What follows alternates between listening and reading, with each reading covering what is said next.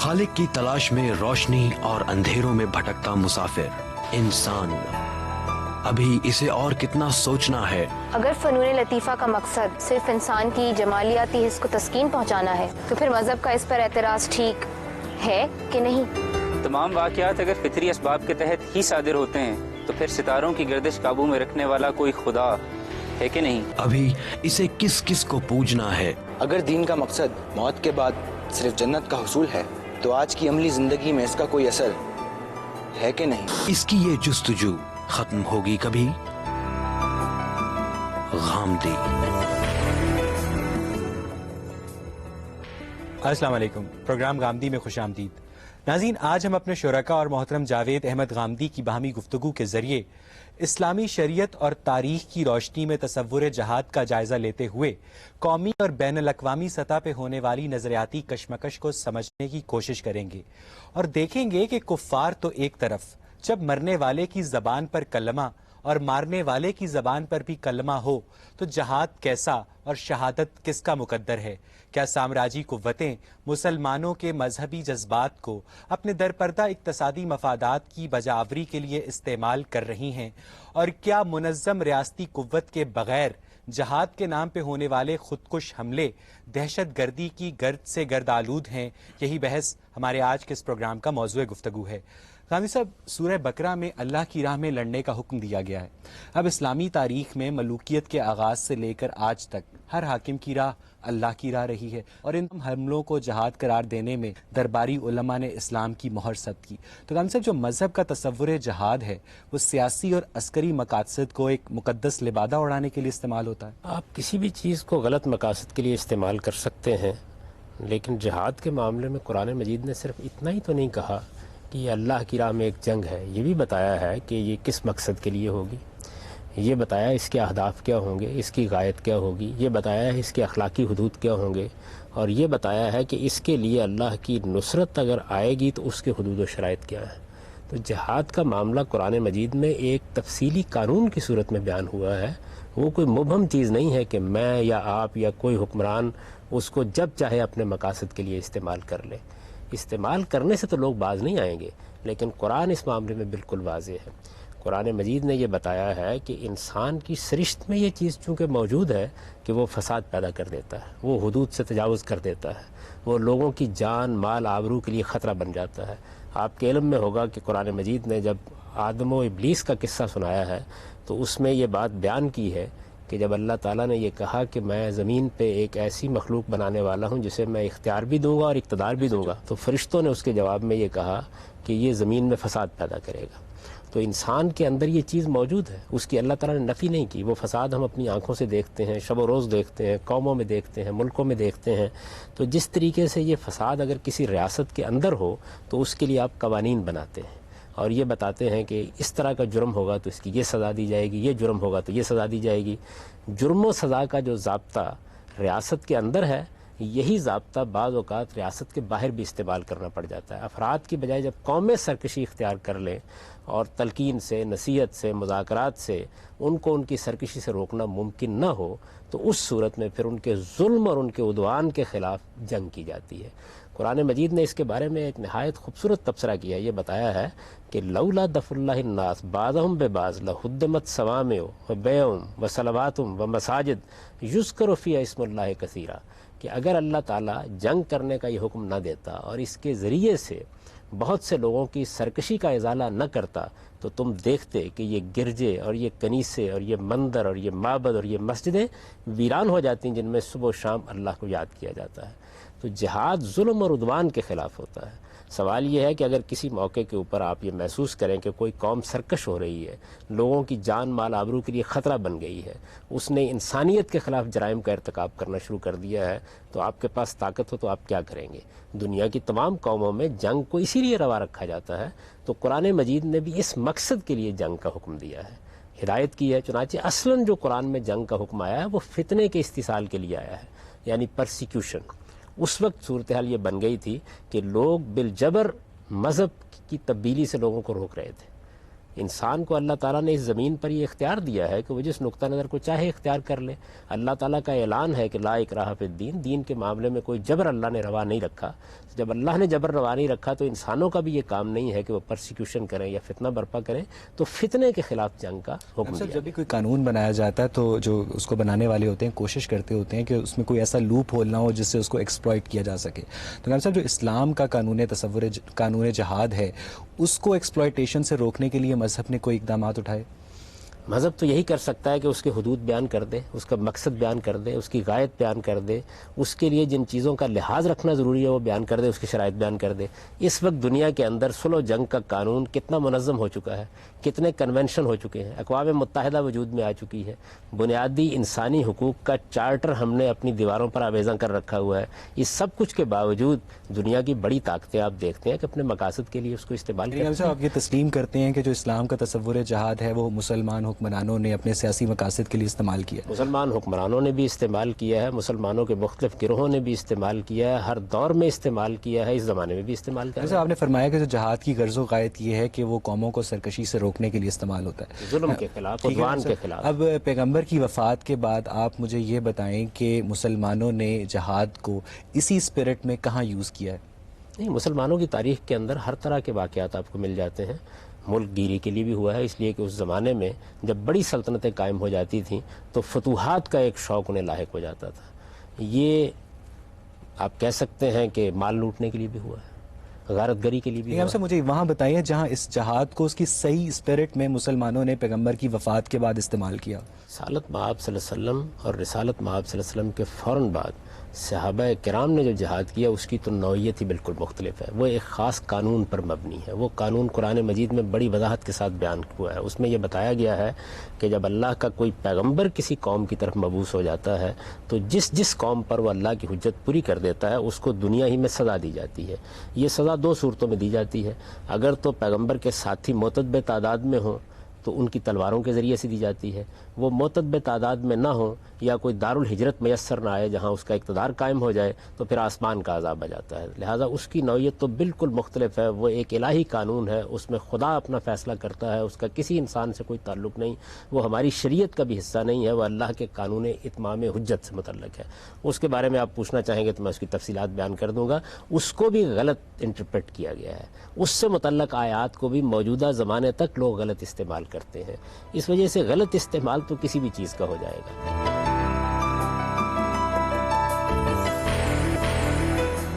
رام صاحب، کیا مسلمانوں کے ملکوں میں جب انارکی پھیلے گی تو مسلمان بھی اگر دوسرے لوگوں سے درخواست کریں تو کیا مسلمان علماء کے لیے قابل قبول ہوگا کہ ایک عیسائی فوج آ کر ان کے ملک پر قبضہ کر لے؟ دیکھیے، میں یہ گزارش نہیں کر رہا کہ یہ کام درست کیا گیا. میں صرف یہ عرض کر رہا ہوں کہ یہ ضروری نہیں ہے کہ ہر جگہ جہاد ملک گیری کے لیے کیا گیا ہو، ہر جگہ اس کے مقاصد دوسرے ہوں. ظلم اور عدوان کے بارے میں دو رائیں ہو سکتی ہیں. مثال کے طور پر اسی وقت آپ دیکھ لیجئے کہ امریکہ یہ سمجھتا ہے کہ اس کے خلاف ایک ظلم کا ارتکاب ہوا ہے. وہ یہ سمجھتا ہے کہ کچھ لوگوں نے دہشت گردی کا ارتکاب کیا ہے. کیا مسلمان بھی یہی سمجھتے ہیں؟ تو ہر چیز کے بارے میں یہ ہمارے دور کی چیز ہے، موجودہ زمانے میں ہو رہی ہے. اس وقت دونوں انٹرپریٹیشنز موجود ہیں. آپ کالم پڑھیے، آپ اخباروں کے صفحات دیکھیے، سیاہ کیے جا رہے ہیں. ہر جگہ آپ کو دونوں نقطہ نظر مل جائیں گے. اس وجہ سے میرا خیال یہ ہے کہ ہم مسلمانوں کے اعمال پر گفتگو کرنے کے بجائے، مسلمان تو جیسے اب ہم ہیں پرانے زمانوں میں بھی بیشتر ایسے ہی رہے ہیں. اس سے قطع نظر کر کے ہمیں یہ سمجھنا چاہیے کہ قرآن کا قانون کیا قرآن نے کوئی مہم پیدا کر دی؟ نہیں، آپ نے اپنی کتاب میزان میں بھی لکھا ہے کہ اگر جہاد کی نفیر عام کے باوجود کوئی مسلمان گھر میں بیٹھا رہے تو یہ نفاق سے بھی بڑا جرم ہے. صاحب، یہ تھیوریٹیکلی تو یہ بات درست ہے، لیکن عملی طور پر صورتحال یہ ہے کہ مسلمان بہت سارے فرقوں میں بٹے ہوئے ہیں. اب جب ایک فرقہ جہاد کی نفیر عام دیتا ہے تو لا محالہ دوسرے فرقوں کے مسلمان اس نفیر کے نتیجے میں اٹھ کھڑے نہیں ہوں گے. تو کس طرح ایک فرقہ اپنے آپ کو جسٹیفائی کرے گا اور باقی فرقے اس کی پیروی کریں؟ نہیں، جہاد کی نفیر کوئی فرقہ نہیں کرتا، ریاست کرتی ہے. جہاد کے بارے میں اسلامی قانون یہ ہے کہ یہ ظلم اور عدوان کے خلاف کیا جائے گا. ہر حال میں مسلمانوں کا نظم اجتماعی کرے گا. جہاد کا حکم مسلمانوں کو انفرادی حیثیت میں نہیں دیا گیا. یہ مجھے یا آپ کو جس طرح نماز یا روزے کا حکم ہے اس طرح نہیں دیا گیا. یہ مسلمانوں کی پوری جماعت کو دیا گیا ہے, ان کی کمیونٹی کو دیا گیا ہے. لہٰذا جہاں کہیں ان کا نظم اجتماعی قائم ہوگا, جیسے پاکستان میں ہے, جیسے ایران میں ہے, جیسے سعودی عرب میں ہے, تو وہ نظم اجتماعی فیصلہ کرے گا. ہمارے ساتھ اگر معاملہ ہوا تو ہماری پارلیمنٹ اس کا فیصلہ کرے گی. پارلیمنٹ اگر یہ فیصلہ کرتی ہے کہ ہم اس وقت جنگ کرنے کے لیے مجبور ہو گئے ہیں اور یہ جنگ ظلم اور عدوان کے خلاف ہو رہی ہے, تو ظاہر ہے کہ وہ لوگوں کو اپنی مدد کے لیے بلائے گی اگر ضرورت محسوس کرے گی. اگر ہر فرد کو بلا لیا جاتا ہے تو اس کو نفیر عام کہا جاتا ہے. ہر فرد سے اگر کسی موقع کے اوپر ریاست یعنی مسلمانوں کی حکومت کے علاوہ کسی گروہ کو یہ حق حاصل نہیں ہے کہ وہ جہاد کا اعلان کرے, کسی گروہ کو گروہ حاصل گاندھی نہیں. صاحب تبھی اس کا یہ حق مطلب حاصل پھر ہوگا. یہ ہوا کہ اس وقت فلپائن, تھائی لینڈ, الجزائر, کشمیر, فلسطین, چچنیا, عراق, کہیں ساری جگہ پہ مسلمان جہاں جہاد کر رہے ہیں وہ ایک منظم ریاستی قوت کے بغیر کر رہے ہیں, تو کیا وہ جہاد نہیں ہے؟ اس سے تو فساد پیدا ہو رہا ہے. مسلمان خود نقصان اٹھا رہے ہیں, ان کی جمعیت پارا پارا ہو رہی ہے, ان کے خلاف دوسری قوموں کو ایگریشن کا موقع مل رہا ہے. انہوں نے تو اپنی موت کی دستاویز پر خود دستخط کرنے شروع کر دیے. اس کا اسلام سے کیا تعلق ہے؟ اصل میں ہم مسلمانوں کے ہر فعل کو اسلامی قرار دینے کے عادی ہو چکے ہوئے ہیں. ایک لمبے عرصے سے ہم سیاسی مقاصد کے لیے اسلام کو استعمال کرتے ہیں. اس وجہ سے میری درخواست یہ ہے کہ اسلام کو آپ قرآن و سنت سے سمجھیے. مسلمانوں کے اعمال کا جائزہ لینے کا آپ کو حق حاصل ہے. جیسے میں نے آپ کو مثال دی کہ ہمارے سامنے ایک واقعہ ہوتا ہے. تاریخ آپ جانتے ہیں کہ ایسی چیز نہیں ہے کہ جس کے بارے میں حتمی حجت کے طور پر گفتگو کیا. سقوط مشرقی پاکستان کا سانحہ ہوا, ہمارے سامنے ہوا ہے, ہم نے اپنی آنکھوں سے دیکھا ہے. اس کے باوجود آج تک یہ طے نہیں ہو سکا کہ اس کا ذمہ دار کون تھا, عوامل کیا تھے. ایک شخص ایک کتاب لکھتا ہے, دوسرا دوسری لکھتا ہے, ایک کچھ رازوں سے پردہ اٹھاتا ہے, دوسرا کچھ رازوں سے پردہ اٹھاتا ہے. تو تاریخ میں تو یہ سب معاملات ہوتے رہتے ہیں. آج کے زمانے میں جبکہ ریڈیو ہے, ٹیلی ویژن ہے, ذرائع ابلاغ ہے, صحافت اتنی منظم ہو چکی ہوئی ہے, اس میں حال یہ ہے. تو آپ جب 1200 سال 1100 سال پہلے کی تاریخ اٹھاتے ہیں تو میرا خیال ہے اس کے بارے میں بھی اتنی حتمیت کے ساتھ گفتگو نہیں کرنی چاہیے. یہاں سے گفتگو کو آڈینس کی جانب لے کے چلتے ہیں. جی آپ پوچھیں. حامد صاحب, جیسے کہ آپ نے کہا کہ دنیا میں جو بھی قوم سرکشی پہ اتر آئے گی اور ظلم و ستم کرے گی اپنی عوام پر یا کسی دوسری قوم پر, تو اس دوران دنیا میں دوسری اقوام کے اوپر اور ان میں سے بہت سی مسلم اقوام کے اوپر یہ لاگو ہو جائے گا یہ فرض کہ وہ جہاد کا اعلان کریں. یہاں سے دو رخ یہ بات اختیار کر لیتی ہے. کیا اقوام متحدہ اور ایسے اداروں کے اس دنیا میں موجودگی میں ایسا کیا جانا کسی طور پہ ممکن بھی ہوگا؟ اور اگر ہم کر دیں گے تو جیسے کہ آپ نے کہا کہ دنیا میں اس وقت جتنے بھی جہاد ہو رہے ہیں وہ غلط ہو رہے ہیں, اور وہ بھی کہیں نہ کہیں انفرادی سطح پر ظلم کے خلاف ہی جنگ ہے. ایک طرف تو ہم کہتے ہیں کہ ظلم کے خلاف جنگ کے لیے آواز اٹھانی چاہیے, اور دوسری طرف ہم کہتے ہیں کہ یہ ظلم کے خلاف اس وقت جو جنگ ہو رہی ہے وہ جہاد نہیں, کیونکہ یہ انفرادی سطح پہ ہو رہا ہے. دیکھیے, جہاد کا ایک پورا قانون ہے. قرآن مجید میں صرف اتنی بات نہیں بیان ہوئی کہ جہاد کریں اور جہاد فرض ہو جاتا ہے. اس میں ایک پورا قانون ہے, اس کے کچھ ضوابط ہیں. اس میں یہ چیز بھی شامل ہے کہ منظم ریاست جہاد کرے گی, اور یہ چیز بھی شامل ہے کہ اگر آپ نے کوئی معاہدات کیے ہوئے ہیں تو آپ اس کی خلاف ورزی نہیں کر سکتے. اقوام متحدہ ایک عالمی ادارے کی حیثیت سے اس وقت وجود پذیر ہو چکا ہے. ہم بھی اس میں شامل ہیں, مسلمانوں کے جتنے ممالک ہیں سب اس کا حصہ ہیں. لہٰذا اس موقع کے اوپر اگر ایسی کوئی صورت پیدا ہو جائے گی تو پھر بین الاقوامی قانون کے اندر ہی سے اس کے راستے نکالے جائیں گے. امریکہ کو جب اس کی ضرورت پڑی ہے, حالانکہ وہ ایک سپر پاور ہے, تو اس نے بھی اقوام متحدہ سے کیا اسلامی ریاستوں میں اگر کوئی ریاست طاقتور موجود ہے دنیا میں اور کہیں ظلم ہو رہا ہے اور جمہوریت نہیں ہے, تو بھی اقوام متحدہ اگر سامراجی قوتوں کے لیے کام کر رہی ہے تو وہ انفرادی سطح پر جہاد کا اعلان کر سکتی ہے؟ کیونکہ آرگنائزیشن آف اسلامک کنٹریز بھی موجود ہے, وہ بھی پلیٹ فارم ہمارے پاس ہے. یعنی یہ تمام اداروں کے ہوتے ہوئے, اتنے معاہدوں کے ہوتے ہوئے اسلام کے جہاد کے نظریے کو فی الحال نہیں ہونا چاہیے دنیا میں. نہیں, میں آپ سے گزارش کرتا ہوں, دیکھیے ادارے بنتے ہیں, معاہدات کرتے ہیں آپ, ان کی پابندی کرنی چاہیے. اگر کسی موقع پر آپ محسوس کرتے ہیں کہ سرکشی کی ایسی نوعیت وجود میں آ گئی ہے, اس طرح کا ظلم وجود پذیر ہو رہا ہے کہ یہ ادارے اسے روکنے میں کامیاب نہیں ہو رہے, تو آپ اعلانیہ طور پر معاہدے سے نکل جائیں گے. اس کے بعد آپ کو حق حاصل ہے کہ آپ اقدام کریں. اسلام نے صرف آپ کو جہاد کرنے کے لیے نہیں کہا, جنگ کرنے کی محض اجازت نہیں دی. اس کے بعد یہ کہا ہے کہ یہ ایک منظم ریاست کے ذریعے سے ہونا چاہیے, مسلمان اس کا فیصلہ کریں گے, پاکستان کے چند لوگوں کو یہ حق حاصل نہیں ہے کہ وہ یہ فیصلہ کر لیں. اگر یہ فیصلہ کرنا ہے تو یہ قومی مسئلہ ہے, پوری کی پوری قوم کے منتخب ادارے اس کا فیصلہ کرنے کے مجاز ہیں. وہ فیصلہ اس سطح پر کیا جائے گا. پھر اپنی طاقت دیکھنی ہے. جہاد کی فرضیت کے لیے اللہ تعالیٰ نے یہ بات واضح کر دی ہے قرآن مجید میں کہ صحابہ کرام پر بھی اس کی فرضیت میں 1:2 کی طاقت ضروری تھی. یعنی اگر دشمن کے مقابلے میں ان کی طاقت 1:2 کی ہے, آدھی طاقت ہے, تو اس کے بعد اللہ نے ان پر فرض کیا تھا جو قدوسیوں کی ایک جماعت تھی اور جس کو اس وقت کے حالات کے لحاظ سے خود اللہ نے اس کام کے لیے منتخب کیا تھا, تو تابہ دیگراں چہ رسد. تو اس وجہ سے یہ بھی دیکھنا پڑے گا کہ آپ کے پاس طاقت کتنی ہے, آپ اس پوزیشن میں بھی ہیں یا نہیں ہے. آپ نے کوئی بین الاقوامی معاہدات تو نہیں کیے ہوئے, اخلاقی اصولوں کی خلاف ورزی کر کے کبھی جنگ نہیں ہوتی. یہ تمام امور دیکھے جائیں گے. اور میں سمجھتا ہوں کہ اس طرح کی قومی تحریکوں کے معاملے میں اور سیاسی مقاصد کے لیے ہونے والی جنگ کے بارے میں اسلام کا نام استعمال بھی نہیں ہونا چاہیے.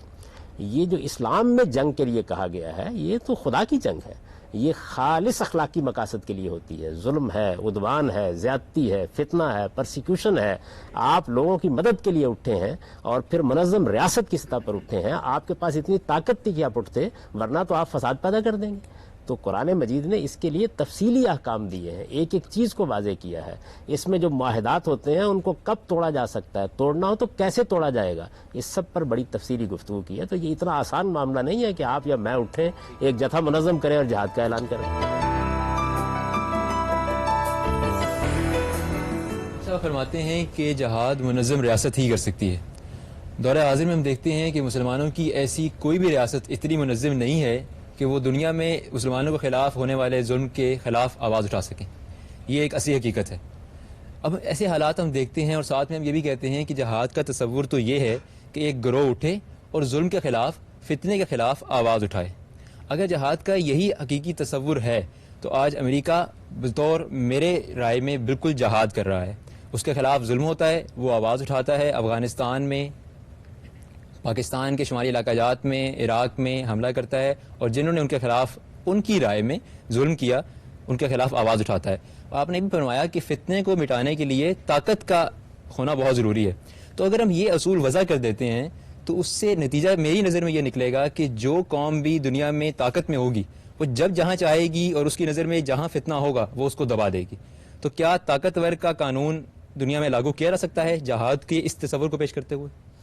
یہ بات یہ ہے کہ جنگ کی اجازت تو لازماً آپ کو دینی پڑے گی, حق بھی دینا پڑے گا, ورنہ دنیا کے اندر اتنا ظلم و عدوان پیدا ہو سکتا ہے کہ جس میں کوئی ایک قوم پوری انسانیت کے لیے تباہی کا باعث بن جائے. اسی اصول کے اوپر اس وقت بھی مہذب دنیا میں اس کو مانا گیا ہے. جنگ کے قواعد بنائے گئے ہیں, ضابطے بنائے گئے ہیں. سوال یہ ہے کہ جو ضابطے اور قاعدے اسلام نے بنا دیے ہیں ان کو اگر کوئی آدمی غلط استعمال کرنا چاہے گا تو اس کے لیے دنیا کا ضمیر موجود ہے. آپ نے امریکہ کی مثال دی, وہ اس وقت دنیا میں اگر نکل کھڑا ہوا ہے جنگ کرنے کے لیے تو ایک انٹرپریٹیشن یا تعبیر اس کی ہے, باقی دنیا بھی ایک ضمیر رکھتی ہے. جب اس نے عراق پر حملہ کیا تو پوری دنیا کا ضمیر چیخ اٹھا. آپ یہ جانتے ہیں کہ یورپ میں 10-10 لاکھ لوگ سڑکوں پر آئے, انہوں نے کہا کہ یہ ایک ظالمانہ اقدام ہے جو کیا جا رہا ہے. تو جب بھی آپ کوئی اقدام کریں گے دنیا میں اس کا فیصلہ بہرحال ایک فرد کو کرنا ہوگا یا ریاست کو کرنا ہوگا یا پوری دنیا کو کرنا ہوگا. اس پر یہ تنقید ہو سکتی ہے, یہ ہوگی. اسلام کیا کرے گا, وہ آپ کو یہ کہے گا کہ آپ ایک دن خدا کے سامنے جواب دہ ہونے والے ہیں. اگر آپ غلط فیصلہ کر رہے ہیں تو جو ظلم آپ کرنے جا رہے ہیں یہ ظلم آپ کو قیامت کے دن بھگتنا پڑے گا. وہ یہی کر سکتا ہے, اس کے زیادہ کچھ نہیں کر. تو اس کا مطلب کیا ہم یہ گنیں کہ جہاں جہاں ظلم ہو رہا ہے اور سلطنت کے حکمران جہاد پہ راضی نہیں تو ظلم ہوتا ہی رہے گا اور ہم یہ کہیں گے کہ ہم بروز قیامت حساب لے لیں گے؟ دیکھیے, آپ نے ایک مفروضہ قائم کر لیا کہ ظلم کا ایک ہی طریقہ ہے اور وہ یہ ہے کہ اس کو مٹانے کے لیے آپ جہاد کریں. دنیا کے اندر اس وقت سیاسی مقاصد کو حاصل کرنے کے لیے اور بہت سے چیزیں وجود میں آ چکی ہیں. آپ اپنی قوم کو منظم کریں, آپ عدم تشدد کے اصول پر جدوجہد کریں. یہ 200-250 سال سے جتنے جہاد ہم نے کیے ہیں, مجھے یہ بتائیے اس میں کہیں کوئی ظلم مٹ گیا ہے؟ ظلم بڑا ہے, ظلم و عدوان میں زیادتی ہوئی ہے. آپ نے مسلمانوں پر ظلم کے دروازے کھول دیے ہیں. آپ ایک چھوٹے ظلم کو مٹانے کے لیے اٹھے ہیں, آپ نے بڑے ظلم کے لیے امکانات پیدا کر دیے ہیں. تو اس کا تو کچھ بھی حاصل نہیں ہوا. جب تک آپ کے پاس طاقت نہیں ہے, آپ کے پاس کیا فی الواقع طاقت ہے؟ میں کہتا ہوں کہ ہم یہاں 25-30 لوگ بیٹھے ہوئے ہیں, آپ ہی ذرا بیٹھ کے مجھے بتائیے کہ اس وقت مسلمانوں کی حکومتیں واقعی اس قابل ہیں؟ اس وقت دنیا کے اندر افرادی طاقت کی بنیاد پر جنگ نہیں ہو سکتی, علم کی طاقت کی بنیاد پر جنگ ہوگی. آپ علم میں پیچھے رہ چکے ہیں, آپ کے پاس کچھ بھی موجود نہیں ہے. آپ تو لوگوں سے اسلحہ مانگتے ہیں, آپ جانتے ہیں کہ بعض جنگوں کے موقع پر جب بڑی قوموں نے اسلحے کی سپلائی روک دی یا آپ کو پرزے دینے سے انکار کر دیا تو آپ گھٹنے ٹیکنے پر مجبور ہو گئے. آج راہ کرم ظلم کے خلاف جنگ کرنے سے پہلے یہ بھی دیکھ لیجئے کہ آپ اس پوزیشن میں بھی ہیں یا نہیں ہیں. اس سے پہلے اور بہت سے ذرائع ہیں آپ کے پاس. اپنی قوم کو منظم کریں, اس کی تعمیر کے لیے اقدامات کریں, اس کو دنیا میں کھڑا کریں. آپ یہ دیکھیں ہندوستان میں کیا ہوا. جنگ آزادی کے موقع پر مسلمانوں کو جب اندازہ ہو گیا, مسلمانوں کو بھی ہندوؤں کے بھی, کہ کوئی فتح کے امکانات نہیں, ایک بڑی طاقت سے واسطہ پڑ گیا. آپ کی لیڈرشپ نے اس موقع کے اوپر ایک بڑا غیر معمولی فیصلہ کیا, اور وہ فیصلہ یہ تھا کہ ہم عدم تشدد کے اصول پر جدوجہد کریں گے. مہاتما گاندھی نے بھی یہی فیصلہ کیا, قائد اعظم محمد علی جناح نے بھی یہی فیصلہ کیا, اور آپ اس فیصلے کے ذریعے سے سرفرازی کے مقام تک پہنچے. آپ کو ایک ملک ملا. جب تک آپ وہ معاملات کر رہے تھے اس وقت تباہی ہی تباہی تھی. مجھے یہ بتائیں کہ جتنی جنگیں آپ نے کی ہیں پچھلے 200 سال میں, اس میں فتح کا کیا تناسب ہے آپ کا؟ ٹیپو سلطان کے ساتھ کیا معاملہ ہوا, انور پاشا کے ساتھ کیا معاملہ ہوا, مہدی سوڈانی کے ساتھ کیا معاملہ ہوا؟ تو آپ اپنی قوم کو کیوں اس تباہی کے کنارے پر پہنچانا چاہتے ہیں؟ میری درخواست یہ ہے کہ جب آپ کے پاس طاقت ہوگی تو آپ جہاد کر لیجئے گا. اس وقت تو ضرورت اس بات کی ہے کہ آپ اپنی تعمیر کریں. سر فار ایگزامپل ایک سلطنت مان جاتی ہے کہ فلاں جگہ ظلم ہو رہا ہے اور اس کو مٹانا چاہیے, تو وہاں پہ جو موجود مسلمان ہیں, جو وہاں کی سویلین اسٹیٹ ہوگی, اب صرف تلوار اور گھوڑے کا تو زمانہ رہا نہیں ہے, بامبنگ ہوگی, بلاسٹ ہوں گے, تو وہ بھی تو بیچ میں مریں گے, تو اس میں یہ کیسا جہاد ہوگا؟ یہ بات یہ ہے کہ اگر ظلم کو مٹانے کے لیے آپ اقدام کرتے ہیں تو آپ کو ان اخلاقی اصولوں کی پابندی کرنی ہوگی جو قرآن نے بیان کیا. ان میں سے ایک اصول یہ بھی ہے کہ آپ نان کمبیٹنٹس کے خلاف کوئی اقدام نہیں کر سکتے, جن کو غیر مقاتلین کہا جاتا ہے, وہ لوگ جو لڑنے کے لیے نہیں نکلے. یہ جو اس وقت آپ میس ڈسٹرکشن کے ہتھیار بناتے ہیں, یہ اسلام کے نقطہ نظر سے ایک ظالمانہ اقدام ہے. یہ کسی حال میں جائز نہیں ہے. کوئی ایسا ہتھیار بنایا ہی نہیں جا سکتا جس کے ذریعے سے آپ عام شہری آبادی کو تباہ و برباد کر دیں. امریکہ نے جو کچھ ہیروشیما اور ناگاساکی پر کیا تھا وہ انسانیت کے خلاف ایک ظلم کا ارتکاب تھا. آپ کریں گے تو تب بھی یہ ظلم کا ارتکاب ہوگا. لیکن اب تو ایسے ہتھیار بن چکے ہیں, اب یہ تو نہیں ہو سکتا کہ باقی لوگ بامبنگ کریں, ہم لوگ تلوار لے کے نکلے ہوں. نہیں, ہم تلوار لے کے تو نہیں نکلیں گے, لیکن اگر اللہ نے ہم کو بصیرت دی ہے اور عقل دی ہے تو ایسے ہتھیار بنائیں گے کہ جو صرف مقاتلین کے خلاف استعمال ہوں. اور یہ ہو سکتا ہے, یہ کوئی ایسی چیز نہیں ہے کہ یہ مشکل ہے. اصل میں انسانیت اخلاقی حدود سے ماورا ہو کے اقدامات کرتی ہے تو اس طرح کے ہتھیار بنتے ہیں. یہ ہماری بھی بدقسمتی ہے کہ ہماری قوم کے اندر اسی طرح کے لوگ ہیرو سمجھے جاتے ہیں, لیکن حقیقت یہ ہے کہ یہ ایک بدترین جرم ہے انسانیت کے خلاف کہ آپ میس ڈسٹرکشن کے ہتھیار بنائیں. آپ کو جنگ کے لیے بھی جو قاعدے بتائے گئے ان میں یہ کہ آپ ہر حال میں کمبیٹنٹس کے خلاف کریں گے. دیکھیے, جب آپ کسی نان کمبیٹنٹس کے خلاف اقدام کرتے ہیں تو آپ ایک ظلم کا ارتکاب کرتے ہیں. یہ البتہ ایک چیز ہے کہ آپ نے اعلان کر دیا, آپ نے لوگوں کو بتا دیا, آپ نے کہا کہ ہم یہاں حملہ کرنے والے ہیں, آپ نے لوگوں کو موقع دیا کہ وہ وہاں سے نکل جائیں. اس کے باوجود اگر کوئی آدمی نہیں نکلا اور وہ اس کی زد میں آ گیا تو یہ قابل معافی ہو سکتا ہے. لیکن غیر اعلانیہ طریقے سے آپ کسی بستی پر بم برسا دیں, آپ کسی شہر پر بم برسا دیں اور آپ یہ کہیں کہ اس طریقے سے ہم جاپان کو گھٹنے ٹیکنے پر مجبور کر رہے ہیں, تو کچھ وقت نہیں گزرے گا امریکہ کو بھی جا کر وہاں دست بستہ معافی مانگنی پڑی اپنے اس اقدام پر. آپ کو بھی معافی مانگنی پڑے گی, اس لیے کہ اس کا کوئی جواز نہیں.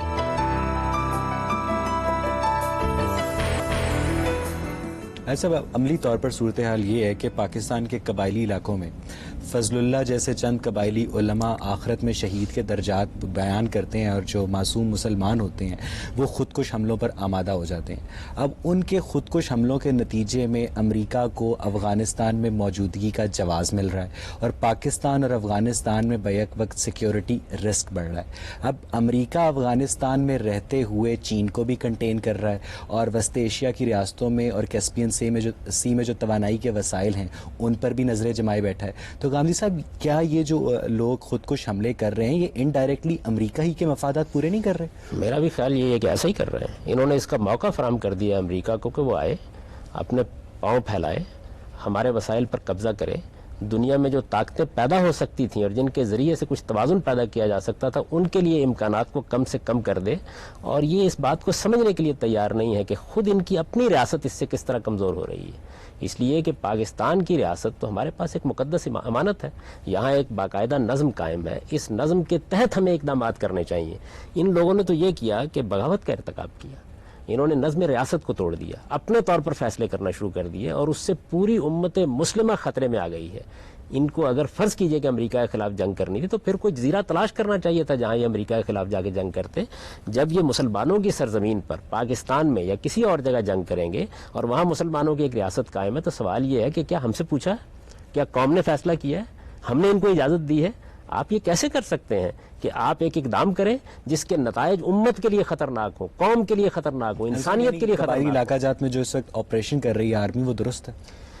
بدقسمتی یہ ہے جی کہ ایسا موقع نہ آتا تو بہت اچھا ہوتا. اس کی وجہ یہ ہے کہ اپنے لوگوں کے خلاف آپریشن کرنا کوئی آسان کام نہیں ہوتا. اس کے بارے میں ہم گفتگو کر سکتے ہیں. اس کا تعلق اصل میں اسٹریٹجک معاملات سے ہے کہ اس موقع کے اوپر ہمیں آپریشن کرنا چاہیے, اپنے ان بھائیوں کو سمجھانا چاہیے. مجھ سے اگر آپ ذاتی طور پر پوچھیں تو میں یہ سمجھتا ہوں کہ پہلا کام یہ کرنا چاہیے تھا کہ ہمارے ملک میں جن لوگوں پر وہ اعتماد کرتے ہیں ان لوگوں کو درمیان میں لایا جاتا, ان کے ساتھ بات کی جاتی, ان کو ایک میز پر بٹھایا جاتا. وہ ہمارے بھائی ہیں اور مخلصانہ جذبے سے یہ کام کر رہے ہیں. ان کی رائے غلط ہے, ان کی تدبیر غلط ہے, ان کو ہم بٹھاتے اور بٹھا کر یہ کہتے کہ از راہ کرم آپ قوم ملک کے لیے خطرہ نہ پیدا کیجیے, آپ اس مملکت کے لیے خطرہ پیدا نہ کیجیے, آپ امت مسلمہ کے لیے خطرہ پیدا نہ کیجیے. مسئلہ تو یہ ہے کہ یہ وہ لوگ ہیں جیسے طالبان جن کو کچھ اسلامی ممالک کی ایجنسیوں نے اپنے وسائل کے ذریعے تیار کیا تاکہ سوویت یونین کو کنٹین کیا جا سکے. اب یہی لوگ ان کے قابو سے باہر ہو گئے ہیں اور امریکہ کے خلاف انہوں نے جہاد کا اعلان کر دیا ہے. تو غامی صاحب, جن لوگوں کو ان اسلامی ممالک نے خود تیار کیا تھا تو کیا ان کے اوپر ان کو تیار کرنے کی ذمہ داری لاگو نہیں ہوتی؟ امریکہ نے بھی تیار کیا, مسلمان ملکوں میں سے بعض نے ان کی سرپرستی کی. اس وقت پاکستان کی حکومت نے بھی یہ غلط فیصلہ کیا. میں تو اس زمانے میں بھی بار بار توجہ دلا رہا تھا کہ خدا کے لیے یہ کام نہ کیجیے. جب آپ مذہبی بنیادوں پر تنظیمیں بنائیں گے اور ان کے ہاتھ میں ہتھیار دیں گے اور ان کو اپنے مقاصد کے لیے استعمال کریں گے تو آپ اصل میں پاکستان کی بنیادوں میں ٹائم بم رکھ دیں گے. آپ کو اندازہ نہیں ہے کہ اس کے نتائج کیا نکلیں گے. آپ ان کو آج ایک ہدف دے رہے ہیں لیکن یہ جب مذہبی جذبے کے ساتھ اس میدان میں اتریں گے تو کل اپنے اہداف خود طے کریں گے. یہ آپ سے نہیں پوچھیں گے. میں نے تو بار بار اس جانب توجہ دلائی. اسی وجہ سے بار بار یہ کہا کہ اسلام میں اس کی کوئی گنجائش نہیں ہے کہ آپ تنظیموں اور جماعتوں اور گروہوں کے ذریعے سے جہاد کریں. حکومت پاکستان کو فیصلہ کرنا ہے. امریکہ اور اس کے اتحادیوں نے, سوویت یونین نے جب افغانستان پر حملہ کیا, جو وہاں جدوجہد کی, اس کو آپ جہاد نہیں سمجھتے؟ بالکل نہیں سمجھتا. میرے نزدیک اس موقع کے اوپر بدقسمتی سے ہمارے مذہبی لوگ استعمال ہوئے, اعلی کار بنے. امریکہ نے اس سے اپنے مقاصد حاصل کیے. آپ اندازہ کیجئے نا کیا کیا انہوں نے. یعنی سوویت یونین کو بحیثیت ایک سپر پاور کے دنیا سے مٹانے کے لیے ہتھیار خود دیے, روپیہ خود دیا اور لوگ ہمارے استعمال کر لیے. اور ہم یہ خیال کرتے رہے کہ ہم اس کے ذریعے سے اسلام کی فتح کا جھنڈا لہرا رہے ہیں. دراں حرلے کے صورتحال یہ تھی کہ دنیا کے اندر جو تھوڑا بہت بیلنس موجود تھا وہ بھی ختم ہو گیا. لیکن ہم صاحب, عملی طور پر مسئلہ یہ ہے کہ ایک جو عام مسلمان ہے اس کے لیے یہ فیصلہ کرنا بہت مشکل ہے کہ میں جاوید احمد غامدی کی انٹرپریٹیشن آف اسلام کو قبول کروں یا فضل اللہ جیسے مولوی کی انٹرپریٹیشن قبول کروں, کیونکہ وہ تو اس کو یہ بتا رہا ہے کہ بیٹا تم یہاں جا کے جہاد کرو, تم یہاں جا کے خود کو حملہ کرو تو تمہیں سیدھی جنت ملے گی. اب اس کا جو کیا کہتے ہیں آئی کیو لیول ہے وہ تو اس حد تک نہیں ہے کہ وہ تمام ریلیجس ٹیکسٹ کو کھنگال کر خود صحیح یا غلط کا فیصلہ کر سکے. وہ دو ہی باتیں ہوں گی, یا وہ آپ کی بات مانے گا یا آپ کے مخالف کی بات مانے گا. پرابلم یہ ہے کہ جب ایک ریلیجن کی جو مختلف انٹرپریٹیشنز ہیں تو اس کا جو عام آدمی پر اثر پڑتا ہے, اس کا کیا حل ہے؟ اس پہ بھی ہمارا ہی جرم ہے. ہم نے کبھی اپنی قوم کو مذہب کے معاملے میں ایجوکیٹ نہیں کیا. آج بھی ہم اس کے لیے تیار نہیں ہیں. سوال یہ ہے کہ یہ قبائلی علاقے 60 سال سے 70 سال سے موجود ہیں. پاکستان کی عملداری ان پر قائم رہی ہے.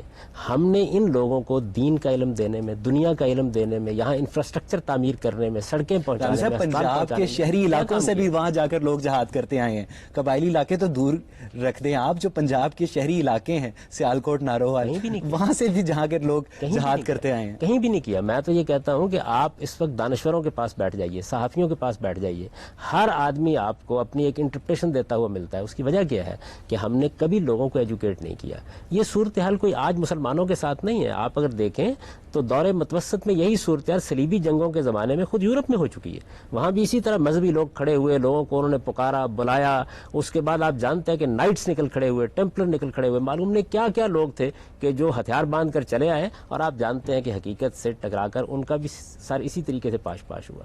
تو اصل میں حقائق کو سمجھانا, یہ بتانا کہ اس وقت دنیا کہاں کھڑی ہے, ہمیں کس طرح معاملات کرنے چاہیے, ہمیں اس وقت اگر سرفرازی حاصل کرنی ہے تو اس کا طریقہ کیا ہے, دنیا کی بڑی طاقتوں کے ساتھ معاملہ کرنا ہے تو اس کا طریقہ کیا. ہم نے کبھی ایجوکیٹ ہی نہیں کیا. صرف دینی کے معاملے نہیں, دنیا کے معاملے میں بھی ہم نے کبھی ایجوکیٹ نہیں کیا. ہمارے ہاں تو اب کچھ تھوڑا بہت آگے میڈیا آزاد ہوا ہے, پرائیویٹ میڈیا آیا ہے تو یہ باتیں ہم کرنے لگے ہیں اور کچھ لوگوں تک پہنچ رہی ہیں، ورنہ آپ دیکھیں کہ آپ نے اپنی قوم کی تعمیر کا اور اپنی قوم کی تعلیم کا اور تربیت کا کیا بندوبست کیا ہے، یہ کبھی ہم نے کیا نہیں۔ اس کے بعد میرا خیال ہے کہ مسائل یہی مسئلہ نکلیں۔ پھر وہی آ جاتا ہے کہ جو لوگ فضل اللہ جیسے مولویوں کے پیروکار ہیں، جو ان کے پیروکار ہیں، وہ آپ کے پیروکاروں کو یا آپ جیسے خیالات رکھنے والوں کو کفار قرار دیتے ہیں، ان کے اوپر کفر کے فتوے عائد کرتے ہیں، جس سے ایک انٹرنل جو کوہیشن ہے وہ متاثر ہو رہی ہے۔ اب تعلیم کون دے گا؟ اس پرابلم کا کیا حل ہے؟ کیونکہ تعلیم تو اسٹیٹ دے گی اور اسٹیٹ پولرائزڈ ہے۔ کہ تعلیم کہتے کس کو ہے؟ تعلیم اس کو نہیں کہتے کہ ایک میرا نقطہ نظر ہے میں اس کو لوگوں پر ٹھونس دوں، ایک آپ کا نقطہ نظر ہے آپ لوگوں کو اس کا پابند بنا لیں۔ یہ جو پیرو ہونا ہے یہ کیا چیز ہے؟ اصل میں تو آدمی کو سچا متعلم ہونا چاہیے، سچا سیکھنے والا ہونا چاہیے۔ تعلیم کا مطلب یہ ہوتا ہے کہ آپ پوری بات بیان کریں، اہل علم کی پوری تاریخ لوگوں کے سامنے رکھ دیں، لوگوں کے سامنے تمام نقطہ نظر رکھ دیں، ان کے دلائل ان کے سامنے رکھ دیں، پھر ان کے اندر یہ ذوق پیدا کریں کہ وہ تنقیدی بصیرت کے ساتھ اپنے لیے لائے عمل کا انتخاب کریں۔ یہ تو لانگ ٹرم سولوشن ہے نا، شارٹ ٹرم سولوشن تو نہیں ہے اس کا مطلب۔ دیکھیے بات یہ ہے کہ جس وقت آپ ایک بڑی غلطی کا ارتکاب کر بیٹھتے ہیں اس وقت کوئی شارٹ ٹرم سولوشنز نہیں ہوتے، یہ 10-12 سال چاہیے ہوتے ہیں نا۔ آپ کو براڈ بیس تعلیم آپ 12 سال دیتے ہیں۔ آپ آج فیصلہ کر لیں کہ ہمیں اپنی قوم کو دین کے معاملے میں دنیا کے مسائل کے بارے میں ایجوکیٹ کرنا ہے، یہ ہم نے کبھی کیا ہی نہیں ہے۔ اسلام تو کسی کو کسی کا پیرو بنانا ہی نہیں چاہتا سوائے محمد الرسول اللہ صلی اللہ علیہ وسلم کے۔ ہمیں یہ چاہیے کہ ہم پوری اسلامی تاریخ سامنے رکھ کے، اور علم کی تاریخ سے میری مراد ہے، لوگوں کو بتائیں کہ دیکھیے جی یہ نقطہ نظر ہے، اور 2-3 سے زیادہ نقطہ نظر نہیں ہوتے۔ اس وقت بھی اگر آپ دیکھیں تو ہمارے بے شمار علماء ہیں جو بہت وضاحت سے یہ بات کہہ رہے ہیں کہ یہ ریاست کا کام ہے، یہ اسٹیٹ کی ذمہ داری ہے۔ سوال یہ ہے کہ اس دنیا کے اندر کیا علماء کی حیثیت سے صرف ایک مولوی فضل اللہ ہی رہ گئے ہیں؟ ابھی تک جتنی بحث ہوئی ہے اس میں ہم نے دیکھا ہے کہ جہاد کے غلط استعمال پر بات ہوتی رہی ہے، پھر یہ بات ہوتی رہی ہے کہ اٹس آل امپیریلزم، چاہے وہ کسی بھی بینر، چاہے اسلام کا غلط استعمال ہو۔ الٹیمیٹلی یہ ہے کہ اٹس لالس فیلڈ آف کانکویسٹ ہے جہاں پر مائٹ از آلویز رائٹ۔ اگر ہم اس کے مقابلے پہ دیکھتے ہیں، اینٹی وار اگینسٹ ٹیررزم کو جسٹیفائی کیا جا رہا ہے کہ وہ ٹھیک ہے سرکش تھے، ٹھیک ہے ان کے 2 ٹوئن ٹاور گرائے گئے، لیکن 2 ٹوئن ٹاور گرانے جانے کی وجہ بھی جہاد کا فلسفہ، جہاد کا کانسیپٹ جو اپنے آپ میں پوٹینشلی اتنا ایکسپلائٹیبل ہے کہ اس کو کوئی بھی انٹرپریٹیشن کے پہ بات ہوتی رہی، انٹرپریٹیشن پہ ایکسپلائٹ کیا جا سکتا ہے۔ اگر ہم اس سے ایک قدم آگے بڑھیں، اور ہم پہلے بات ہوتی رہی کہ یو این ہے، اسلامک آرگنائزیشن ہے، یو این ہم اینٹی وار فلسفی کو پروموٹ کریں، کیونکہ اہل مغرب پہ آگے ہم پہ بہت ساری تشویشات ہیں کہ ہم ایک تشدد پسند قوم ہیں۔ اس کے علاوہ اگر ہم اینٹی وار فلسفی کو پروموٹ کریں، اور اگر کسی ظلم اور تعدی کہیں پہ ہو رہی ہے تو اسلامک کنٹریز آئل یوز کریں، اقتصادی پابندیاں یوز کریں، اور کیوں نہیں ایک مہذب معاشرے میں جہاں پہ وار کی پاسبلٹی کو قطعی طور پر رول آؤٹ کر دیا جائے اس میں رہنے کی کوشش کریں۔ آپ کی خواہش بہت اچھی ہے، میری بھی یہی خواہش ہے۔ کاش انسانیت اتنی امن پسند ہو جائے کہ اس کے ساتھ جنگ نہ کرنی پڑے، ایسا ہی ہونا چاہیے۔ اسلام بھی یہی چاہتا ہے، اسلام نے جنگ کو ایک آخری آپشن کے طور پر قبول کیا ہے جہاں کوئی اور چارہ باقی نہیں رہتا۔ آپ یہ دیکھیں کہ رسالت مآب صلی اللہ علیہ وسلم نے کتنا ظلم سہا، لوگوں نے حبشہ کی طرف ہجرت کی، لوگوں کے ساتھ زیادتیاں کی گئیں، عورتوں کو مار ڈالا گیا، بچوں کو مار ڈالا گیا، لوگوں کو تپتی ریت پر لٹایا گیا، کوشش کی گئی کہ امن کے ساتھ معاملہ ہو جائے۔ پھر وہ لوگ چڑھ دوڑے اور انہوں نے آ کے بدر کے میدان میں حملہ کر دیا، پھر احد میں جنگ ہوئی۔ اس تمام مواقع کے اوپر کیا کیا جاتا؟ تو یہی صورتحال دنیا میں بعض اوقات پیدا ہو جاتی ہے۔ میں 100% آپ سے اتفاق کرتا ہوں کہ ہمیں دنیا میں امن کا علمبردار ہونا چاہیے، ہمیں دنیا کو امن کا پیغام دینا چاہیے، ایسے ادارے وجود میں آنے چاہیے جس سے ایک عالمی حکومت کی صورت پیدا ہو جائے، تمام معاملات مذاکرات کے ذریعے سے حل ہو جائیں۔ اگر ظلم و عدوان کا ارتکاب ہو تو کسی ایک قوم کو نہیں، پوری انسانیت کو اس کے خلاف فیصلہ کرنے کا اختیار مل جائے۔ کاش ایسا ہو جائے، لیکن جب تک ایسا نہیں ہوتا اس وقت تک بہرحال جنگ ہوتی رہے گی۔ اس میں ہم جو کچھ کر سکتے ہیں یہ ہے کہ ہم لوگوں کو یہ بتائیں کہ دیکھو اگر تم دین کے نام پر یہ کام کر رہے ہو تو دین کا قانون یہ ہے اور تمہیں خدا کے سامنے جواب دہ ہونا پڑے گا۔ سوال یہ ہے کہ جو چیز انسان کو دین کے نام پر موٹیویٹ کرتی ہے، دین کے نام پر جو احتساب کا تصور ہے اور جو قیامت کی جواب دہی کا تصور ہے، آپ اگر پوری قوت کے ساتھ اس کو سامنے رکھیں تو وہ لوگوں کو روکنے کا باعث کیوں نہیں بنے گا؟ کہیں سے تو ابتدا کرنی چاہیے، کوئی پریکٹیکل ماڈل دینا چاہیے، کہیں سے تو ابتدا ہونی چاہیے امن کی، تاکہ ہم بہرحال ایک امن کی دنیا میں ایسا کہ اس طرح تو ایک سائیکل چل پڑا ہے کہ وہ جہاد کو غلط ایکسپلائٹ کریں گے، وہ وار اگینسٹ ٹیررزم پہ جائیں گے، اس طرح تو یہ سرکل چل پڑا ہے اور یہ کبھی اینڈ نہیں ہوگا۔ آپ جہاد کے لفظ پہ الجھ کر رہ گئے، جنگ کرنی ہے نا۔ سوال یہ ہے کہ دنیا کے اندر اگر وہ موقع آ جائے کہ جنگ نام کی کوئی چیز ہی نہ رہے تو اس سے بڑھ کر خوشی کی بات کیا ہو سکتی ہے؟ اللہ تعالیٰ تو یہ کہتے ہیں کہ واللہ یدعو الی دار السلام، اللہ تو تمہیں بلا ہی سلامتی کی طرف رہا ہے، اللہ تعالیٰ کی دعوت یہی ہے، لیکن انسان اگر سلامتی قبول کرنے کے لیے تیار نہیں ہوتا، میرا اور آپ کا کس کا جی چاہتا ہے کہ لوگوں کو پھانسی کے تختے پر لٹکائیں، کس کا جی چاہتا ہے کہ جیلیں بنائیں، لیکن انسان جرائم کا ارتکاب کرتا ہے تو آپ کو جرم و سزا کے تحت کچھ اقدامات کرنے پڑتے ہیں۔ لوگ سرکشی چھوڑ دیں، دیکھیے نا قرآن مجید نے تو انسان کی سرشت بیان کی ہے، میں نے وہ آیت آپ کو پڑھ کر سنائی کہ اگر اللہ تعالیٰ یہ اجازت نہ دیتا لوگوں کو تو مسجدیں ویران ہو جاتی، کنیسہ ویران ہو جاتے، گرجے ویران ہو جاتے۔ انسان کے اندر اتنی سرکشی ہے، اس سرکشی کو روکنے کے لیے تعلیم دیجئے، تربیت کیجئے، لوگوں کو تلقین کیجئے، ان کے دل و دماغ کو بدلیے، لوگوں کے اندر میں نے جس طرح کا ایک عالمی حکومت کا تصور پیدا کیجئے، اور جس طرح اقوام متحدہ بنی تھی، آپ کبھی اقوام متحدہ کی ترکیب پہ آپ نے غور کیا؟ عالمی ادارہ بنایا گیا، لیکن اس کے اندر بھی آپ کو تسلیم کرنا پڑا کہ 5 قوتوں کو ویٹو کا اختیار حاصل ہے۔ یہ کیا چیز ہے؟ یعنی سارے لوگ مل کے بھی اگر یہ فیصلہ کر لیں کہ یہ ظلم ہے تو کوئی ایک بڑی طاقت اس فیصلے کو کالعدم قرار دے سکتی ہے، اور اس کو اس کی بھی ضرورت نہیں ہے کہ وہ اس کے جواز پیش کرے۔ یعنی ویٹو کے اختیار کا مطلب یہ ہے کہ آپ وجہ بتائے بغیر یہ کام کر سکتے ہیں۔ اس کا مطلب یہ ہے کہ دنیا میں ابھی طاقت کا فلسفہ حکومت کر رہا ہے، ابھی آپ اس کو ختم نہیں کر سکتے۔ مولانا مودودی نے اپنی تفہیم القرآن کی 2 جلد کے صفحہ نمبر 162 پر جہاد کشمیر کو حرام قرار دیا۔ اب پھر 6 اگست 1948 کو نوائے وقت میں کچھ علماء کا مشترکہ اعلامیہ شائع ہوا، جس میں مولانا نور الحسن، مولانا محمود اور مولانا میرک شاہ جیسے لوگ شامل تھے، جنہوں نے جہاد کشمیر کی حرمت پر اصرار کیا۔ اب دونوں طرف علماء تھے۔ مولانا مودودی صاحب اس حدیث کو بیس بناتے تھے جس کے مطابق میں کسی ایسے مسلمان کی حمایت کا ذمہ دار نہیں جو دشمنوں کے درمیان رہتا ہو، اور جو یہ علماء تھے یہ بھی قرآن و حدیث کو بیس بناتے تھے۔ تو ایک عام مسلمان ان دونوں علماء کی موجودگی میں اپنے لیے صحیح اور غلط کا فیصلہ کیسے کرے؟ آپ عام مسلمان کو اتنا جاہل کیوں رکھتے ہیں؟ آپ اس کو اس قابل کریں کہ وہ دونوں طرف کے استدلال کا جائزہ لے سکے۔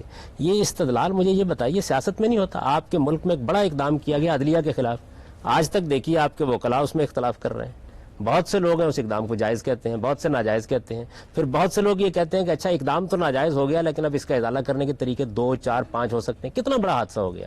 یعنی عدالت کو ختم کر دینا یہ انسانیت کے خلاف جرم کا ارتکاب تھا، لیکن آپ دیکھیں اس میں کتنے اختلافات ہو گئے۔ ان اختلافات میں کیا انسان ڈگ ڈال کے بیٹھ جاتا ہے، یا وہ اس چیز کو کنڈم کرنا شروع کر دیتا ہے کہ اب کوئی قانونی نہیں ہونا چاہیے، کوئی ضابطہ نہیں ہونا چاہیے؟ صاحب یہاں پہ آج کی گفتگو کو اگلے پروگرام تک موقوف کرتے ہیں۔ ناظرین، آج کی بحث کے بعد ہم یہ سامنے آیا کہ مذہب جہاد کی اجازت صرف 2 صورتوں میں دیتا ہے، ایک ظلم و عدوان کے خلاف اور دوسرا پیغمبر کی جانب سے اتمام حجت کے بعد منکرین حق کے خلاف۔ اب سلسلہ نبوت کے خاتمے کے بعد ایک منظم سیاسی حکومت کے زیر سایہ رہتے ہوئے مسلمان ایک خاص حربی قوت حاصل کرنے کے بعد ظلم و عدوان کے خلاف جہاد کا اعلان کر سکتے ہیں، مگر کسی فرد یا گروہ کو انفرادی سطح پر جہاد کا اعلان کر کے معصوم انسانوں کی زندگیوں سے کھیلنے کا کوئی حق حاصل نہیں۔ مختلف گروہوں کی جانب سے مفادات کی جنگ کو جہاد کا نام دینا نہ صرف دنیا میں مذہبی کشیدگی کا باعث بنتا ہے، بلکہ افغانستان، عراق، وزیرستان اور فلسطین کے ساتھ ساتھ میڈرڈ، لندن، نیو یارک اور بالی میں بھی معصوم بچوں کو ان کے والدین سے جدا کرتا ہے۔ اگلے پروگرام میں ہم آج ہی کی گفتگو کو اپنے شرکاء اور محترم جاوید احمد غامدی کے مابین جہاد کے حوالے سے جاری رکھیں گے، مگر تب تک کے لیے مجھے اور پروگرام غامدی کی پوری ٹیم کو اجازت دیجیے۔ خدا